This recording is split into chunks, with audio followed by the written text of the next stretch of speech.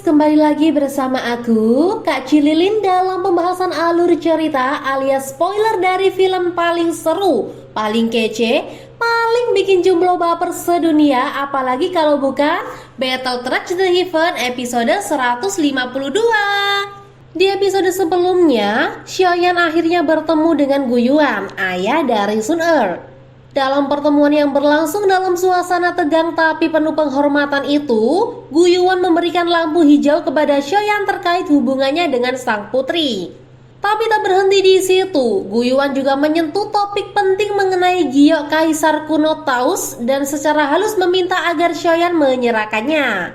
Dengan penuh hormat, Xiaoyan menolak permintaan tersebut. Ia paham betul pentingnya giok bagi banyak pihak. Tapi ia juga tahu tanggung jawab dan alasan mengapa ia tidak bisa menyerahkannya begitu saja. Guyuan tidak marah, ia mengangguk pelan, menerima keputusan itu meski menyadari bahwa para tetua klannya mungkin takkan sebijaksana dirinya. Maka ia pun memperingatkan Xiaoyan, tekanan dan ujian akan segera datang dan Xiaoyan harus siap mempertahankan semuanya. Saat Xiaoyan hendak menanggapi kembali, angin kencang berhembus. Ia menoleh dan melihat sosok familiar, Sun Er yang muncul seperti cahaya rembulan di malam hari. Sun Er datang dengan wajah cemas, langkah tergesa. Guyuan hanya bisa tersenyum tipis melihat putrinya, lalu memilih menghilang dalam bentuk kabut halus agar tidak membuat keributan. Begitu Guyuan pergi, Sun Er langsung menghampiri Xiaoyan dengan nada penuh tuntutan. Ia ingin tahu apa benar ayahnya datang dan berbicara langsung. Xiaoyan menenangkan hatinya dan menjelaskan bahwa ayahnya tidak menentang hubungan mereka. Jawaban itu membuat wajah Sun Er sedikit melunak meski sisa kekhawatiran masih menggantung. Setelah percakapan ringan tentang kondisi klan Gu, mereka menikmati waktu manis bersama di atas perbukitan. Sun Er pun membawa kabar gembira. Xiaoyan telah mengamankan satu slot masuk ke dalam makam surgawi. Kebahagiaan pun merekah. Mereka bersiap menantikan 2 hari lagi saat gerbang makam kuno dibuka. Nah, ini dia yang ditunggu-tunggu. Tanpa berlama-lama lagi, langsung saja kita lanjut ke cerita di episode 152. Dengan hitungan mundur 3, 2, 1. Singkat cerita, hari-hari pun berlalu dengan tenang hingga akhirnya hari yang ditunggu tiba. Hari dibukanya gerbang makam surgawi. Seperti biasa, Sun Er dan Xiaoyan serta kelompoknya berangkat bersama menuju gerbang makam kuno. Dalam perjalanan ke tempat itu, Sun Er mulai menjelaskan lebih dalam mengenai struktur makam kuno. Makam surgawi menurut penjelasan Sun Er terbagi menjadi 3 tingkatan. Tingkatan pertama dapat dimasuki oleh berbagai kalangan, termasuk mereka yang masih berada di bawah level dusun bintang 3. Tingkat kedua hanya bisa diakses oleh para dusun dari bintang 3 hingga bintang 8. Sementara itu tingkat ketiga, bagian terdalam dan paling berbahaya, hanya dapat diterobos oleh para ahli puncak dusun. Bahkan para doseng pun enggan masuk kecuali benar-benar yakin akan kekuatannya. Lokasi makam Xiao Xuan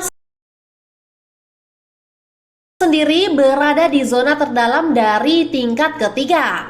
Wilayah yang sangat jarang dijamah bahkan oleh orang-orang dari klan Gu. Perjalanan itu pun terus membawa mereka menyusuri pegunungan. Di tengah obrolan yang santai namun penuh makna, mereka akhirnya tiba di wilayah pedalaman pegunungan Suci Gu. Di sanalah Xiaoyan melihat sekumpulan sosok berjubah hitam. Mereka tak lain adalah anggota dari klan Hun. Sun Er segera memperingatkan Xiaoyan untuk waspada terhadap pemimpin muda klan itu, Hunia. Ia dikenal luas di kalangan internal klan dan sangat mungkin menjadi perwakilan utama dalam ekspedisi makam kali ini. Klan Ling kali ini tak terlihat kehadirannya. Sementara klan Yao mudah dikenali dari simbol kuali obat yang terukir di dahi para anggotanya. Pemimpin klan Yao begitu mata Xiaoyan menatapnya, langsung merasakan sesuatu yang tidak nyaman. Ia sempat terkejut namun dengan cepat menyambut tatapan Xiaoyan dengan senyum yang sinis, senyum yang tidak bersahabat. Mata Xiaoyan menyipit, ia tahu betul bahwa klan yang menyimpan dendam atau setidaknya prasangka padanya. Oleh karenanya, Xiaoyan pun merasa tak punya alasan untuk bersikap lunak atau memandang mereka dengan prasangka baik.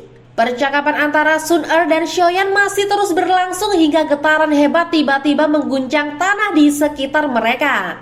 Aura kuno yang luar biasa besar mulai menyebar dari ruang kosong yang perlahan terbuka. Sun Er menoleh dan memberitahunya makam kuno akan segera aktif. Xiaoyan berbisik lirih, matanya menatap gerbang ruang dimensi yang kini berdiri kokoh di antara langit dan bumi. Keberadaan gerbang itu mengguncang jiwa siapapun yang menyaksikannya. Ketika penjelasan dari Tuan Penjaga tentang aturan masuk mulai diumumkan, suasana menjadi semakin mencekam. Tegangan udara di sekitar gerbang membuat siapapun merasakan tekanan luar biasa.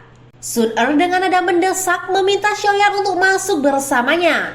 Sebab jika mereka masuk secara terpisah, maka posisi mereka di dalam makam bisa saja tersebar secara acak oleh mekanisme ruang dimensi kuno itu. Tepat saat itu, suara dentuman besar menggema dari pintu gerbang kuno. Celah cahaya terang mulai membelah langit membentuk sebuah jalur masuk yang menyilaukan. Seiring dengan makin lebarnya celah tersebut, 4 sosok misterius melesat cepat dari balik hutan menuju arah gerbang. Dari 4 sosok yang muncul mendekati gerbang makam kuno, salah satunya ternyata adalah Gu Zhen. Namun Gu Yao si Jenderal Iblis tak tampak bersama rombongan mereka.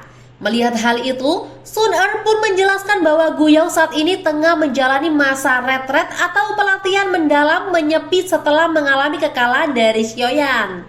Xiaoyan hanya bisa mengangguk pelan meski ia tak terlalu peduli dengan keputusan Gu Yao. Pemuda itu tetap merasa karakter dan sikap sang jenderal mungkin akan menjadi hambatan besar dalam mencapai level doseng.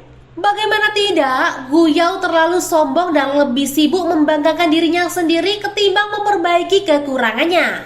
Hal itu menurut Xiaoyan bisa menjadi batu sandungan dalam perjalanan kultivasi. Sebaliknya, ia punya pandangan jauh lebih positif terhadap Gu Zhen. Sosok muda itu dinilai punya ketenangan dan kekuatan batin yang paling stabil di antara semua generasi muda dari klan kuno yang pernah ia temui. Xiaoyan merasa bahwa Gu Zhen berpotensi mencapai pencapaian yang jauh lebih besar dibanding Gu Yao. Sebelum mereka melangkah lebih jauh, Xiaoyan menyempatkan diri memberikan beberapa instruksi pada rekan-rekannya, Soi Xian, Tian Hou Zunzi, dan King Lin. Dia meminta mereka untuk kembali ke pavilion bintang jatuh jika terjadi sesuatu, karena dirinya mungkin akan butuh waktu cukup lama di dalam makam kuno tersebut. Sambil tersenyum tenang, Xiaoyan menukar pandangan singkat penuh arti dengan Sun Er. Tanpa mengucapkan banyak kata, keduanya langsung berubah menjadi 2 cahaya dan melesat menuju pintu kuno raksasa itu. Begitu melewati gerbang, ruang di sekitar Xiaoyan mulai bergejolak sebelum akhirnya menetap dalam bentuk area kosong yang dipenuhi energi murni dalam jumlah besar. Tak ingin membuang waktu, Sun Er segera bertanya tujuan Xiaoyan di tingkat berapa. Dia ingin memulai pencariannya. Tanpa ragu, Xiaoyan menyatakan bahwa ia berencana mengunjungi makam Xiao Xuan. Namun karena area itu sangat berbahaya, ia merasa tidak perlu terburu-buru. Toh, makam kuno ini akan tetap terbuka selama 3 tahun penuh. Memanfaatkan waktu yang ada, Xiaoyan mengajak Sun Er untuk memulai eksplorasi dari tingkat 2 terlebih dahulu. Tapi sebelum mereka sempat memulai petualangan, tiba-tiba sesosok bayangan ilusi muncul di hadapan mereka. Sosok tersebut rupanya merupakan wujud dari energi spiritual yang biasanya menyerang secara tiba-tiba dalam makam kuno. Xiaoyan sempat terkejut karena sama sekali tidak menyadari keberadaan sosok itu. Sebab makhluk itu bisa menyembunyikan diri lewat kabut energi yang nyaris tak terdeteksi.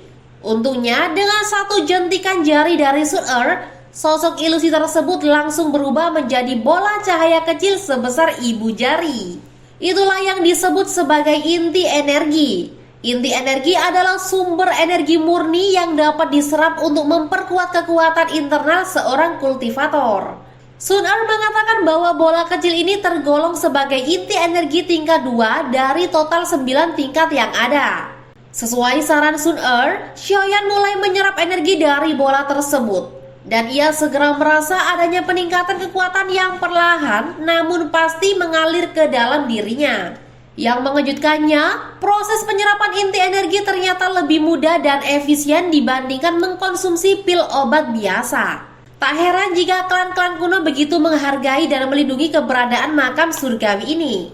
Sun Er hanya tersenyum melihat keterkejutan Xiaoyan, lalu melayang ke depan sambil menggoda Xiaoyan untuk berlomba-lomba. Siapa yang bisa mengumpulkan lebih banyak inti energi selama 3 tahun ke depan?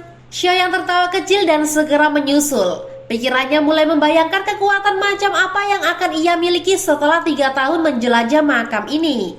Proses penyerapan pun dimulai. Namun dalam penyerapan ini, Xiaoyan selalu berada di belakang Sun Er.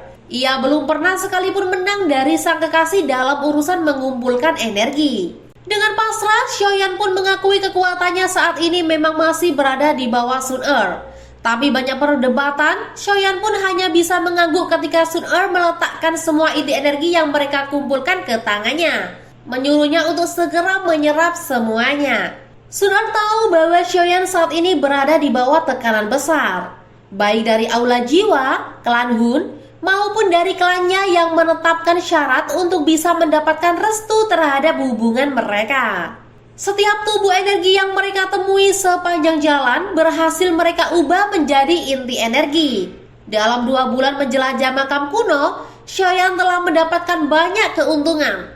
Energi yang ia serap membuat pondasi kekuatannya semakin kuat. Langkah awal yang menjanjikan untuk petualangan yang lebih besar di dalam makam surgawi ini.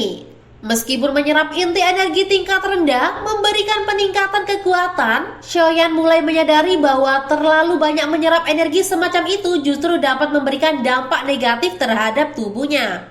Ia bisa merasakan adanya ketidakseimbangan yang mulai terbentuk. Dalam benaknya, ia mulai menyimpulkan bahwa sudah waktunya untuk mencari inti energi dengan kualitas yang lebih tinggi agar kultivasinya tidak mengalami kemunduran.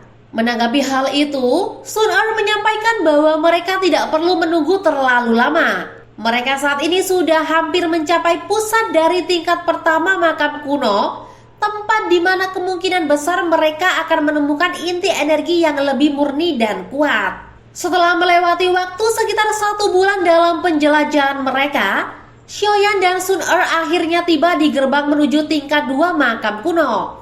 Namun sebelum melangkah lebih jauh, Sun Er menghentikan langkah Xiaoyan. Ia mengingatkan bahwa kekasihnya itu kini sudah mencapai puncak level bintang 5 Dozun dan akan jauh lebih bijak jika ia terlebih dahulu menembus ke bintang 6 sebelum memasuki tingkat 2. Bukan hanya untuk menstabilkan kekuatannya, tetapi juga karena tingkat 2 memiliki tingkat bahaya yang jauh lebih tinggi dibandingkan tingkat 1. Xiaoyan sempat ragu, namun pada akhirnya ia menerima saran Sun Er dan meminta gadis itu untuk berjaga selama ia berkonsentrasi pada penerobosan kekuatan. Tanpa ragu, Xiaoyan melompat ke atas sebuah batu besar di depan gerbang tingkat 2 dan mulai menenangkan pikirannya, menyerap energi dan mendorong dirinya untuk menerobos ke level berikutnya. Saat ia tenggelam dalam proses kultivasi, suasana di sekitar menjadi sangat hening, nyaris membeku. 2 jam berlalu dalam keheningan itu hingga tiba-tiba hembusan angin gelap dan dingin menyusup ke udara. Sun Er membuka matanya dengan ekspresi tajam dan waspada. Ia merasakan kehadiran pihak ketiga. Benar saja, sekelompok bayangan bergerak dalam diam di antara kabut tipis makam. Mereka adalah anak buah klan Hun, dipimpin oleh Hun Li, salah satu anggota elit generasi muda dari klan tersebut. Nah guys, pertarungan makin memanas, makam makin dalam, dan cinta makin diuji. Apakah Xiaoyan bisa menembus bintang 6 sebelum diganggu anak-anak Hun yang hobi datang pas waktu gak tepat? Tunggu kelanjutan ceritanya. Jangan lupa like, comment, share, and subscribe biar kalian gak ketinggalan update kisah cinta, kultivasi, dan chaos di dunia Battle Trade The Heaven. Sampai jumpa dan salam spoiler dari Kak Cililin, si pengabdi alur cerita dan pengendali spoiler sejati.